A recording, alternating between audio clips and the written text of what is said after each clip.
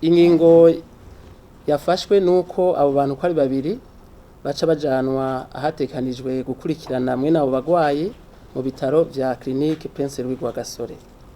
Ariko ico momenya nuko ubuzima bw'abo bagwayi butabangamiwe kandi bumeze neza.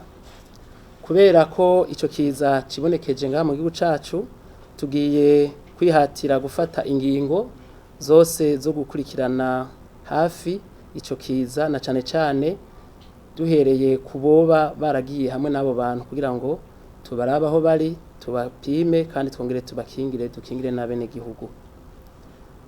Nico gituma kandi dusavye abene gihugu bose kuguma batekanye, na cane cane bakurikiza za mpanuro nziza zo kugira isuku no kwirinda kwiyanduza no kwanduza abandi ico kiza ca coronavirus. Murakoze.